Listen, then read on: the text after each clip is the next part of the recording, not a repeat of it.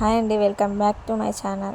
ఈరోజు గుండెకాయలు కోడిగుడ్లు ఉన్న చికెన్ని ఏ విధంగా ఫ్రై చేసుకోవాలో చూపిస్తాను. ముందుగా చికెన్ని 4-5 సార్లు శుభ్రంగా కడిగి పెట్టుకోవాలి.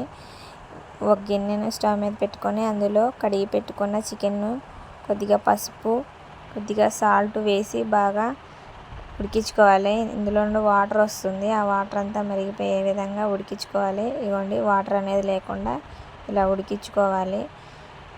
ఈ వేరే స్టవ్ మీద ఇంకొక గిన్నె పెట్టుకొని అందులో 2 టేబుల్ స్పూన్ల ఆయిల్,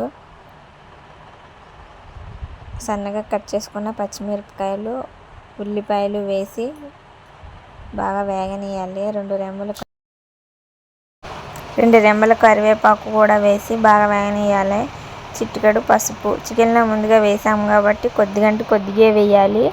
ఇందులో అల్లం వెల్లుల్లి పేస్ట్ కూడా వేసి పచ్చివాసన పోయేంత వరకు బాగా వేగనీయాలి. ముందుగా ఉడికించుకున్న చికెన్ కూడా వేసి బాగా కలుపుకోవాలి. మొత్తాన్ని కలిసే విధంగా గరిటె సహాయంతో మొత్తాన్ని కలుపుకోవాలి. ఇలా కలుపుకున్న దాన్ని ఒక 5 మినిట్స్ మీడియం ఫ్లేమ్ మీద మూత పెట్టుకొని మగ్గనిచ్చుకోవాలి.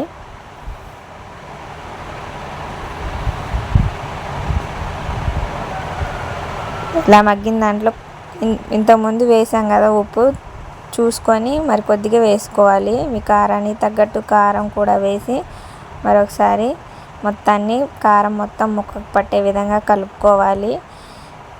ఇలా బాగా వేగిన తర్వాత ధనియాల పొడి, కడిగి శుభ్రంగా పెట్టుకున్న కొత్తిమీరను కూడా వేసి